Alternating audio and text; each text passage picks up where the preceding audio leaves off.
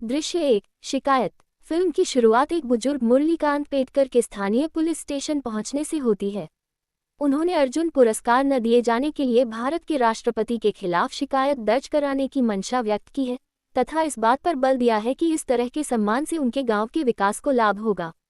एक संशयी पुलिस अधिकारी उसकी योग्यता पर सवाल उठाता है, जिससे मुरलीकांत को अपने जीवन की यात्रा का वर्णन करने के लिए प्रेरित किया जाता है।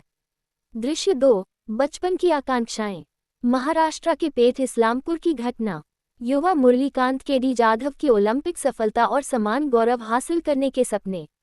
उसके साथ ही उसका मजाक उड़ाते हैं, उसे चंदू चैंपियन कहते हैं और उसके पिता उसकी ऊंची महत्वाकांक्षाओं के लिए उसे डांटते हैं। उपहास के बावजूद मुरलीकांत दृढ़ निश्चयी हैं। दृश्य 3 सेना में भर्ती होना। पारिवारिक और सामाजिक दबाव का सामना करते हुए मुरलीकांत घर से भाग जाता है और भारतीय सेना की आर्मी कोर में भर्ती हो जाता है।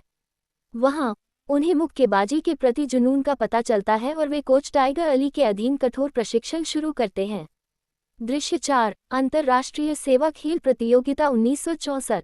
मुरलीकांत ने 1964 में टोक्यो में आयोजित अंतर्राष्ट्रीय सेवा खेल प्रतियोगिता में मुक्केबाजी में भारत का प्रतिनिधित्व करने के लिए अर्हता प्राप्त की।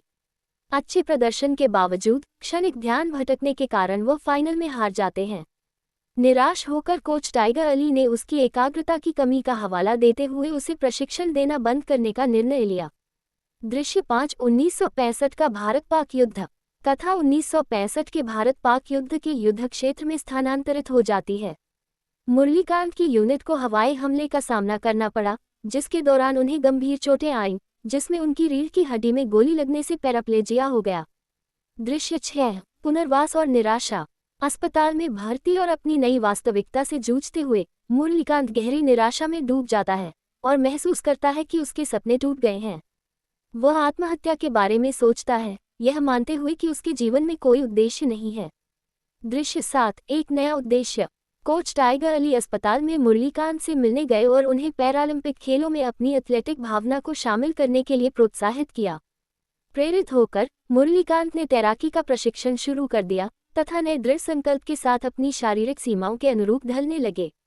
दृश्य 8 1972 ग्रीष्मकालीन पैरालंपिक्स। मुरलीकांत ने 1972 ग्रीष्मकालीन पैरालंपिक्स के लिए 50 मीटर फ्रीस्टाइल तैराकी स्पर्धा में अर्हता प्राप्त की। म्यूनिक नरसंहार की पृष्ठभूमि में पैरालंपिक्स को हेडेलबर्ग में स्थानांतरित कर दिया गया। मुरलीकांत ने बिना रुके हीट में प्रगति की और नया विश्व रिकॉर्ड बनाते हुए स्वर्ण पदक जीता। दृश्य 9 घर वापसी। अपने गांव लौटने पर मुरलीकांत को नायक के रूप में सम्मानित किया जाता है। गांव वाले, जो कभी संशयग्रस्त थे, अब उन पर प्रशंसा और गर्व की वर्षा करते हैं।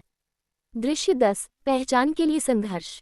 अपनी उपलब्धियों के बावजूद मुरलीकांत को आधिकारिक मान्यता नहीं मिल पाई है। वर्तमान में वापस आकर पुलिस इंस्पेक्टर उसकी कहानी से प्रभावित होकर मुरलीकांत के योगदान को उजागर करने के लिए एक पत्रकार से संपर्क करता है।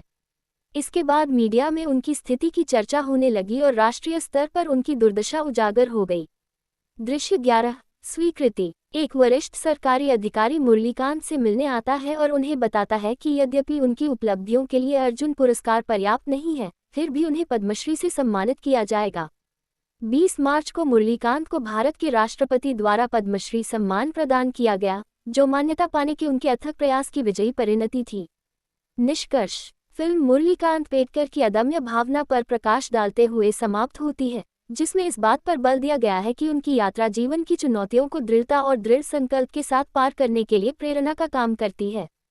चंदू चैंपियन न केवल एक उल्लेखनीय एथलीट के जीवन का जश्न मनाता है, बल्कि मान्यता और समानता की तलाश में दिव्यांग व्यक्तियों द्वारा सामना किए जाने वाले व्यापक संघर्षों को भी रेखांकित करता है।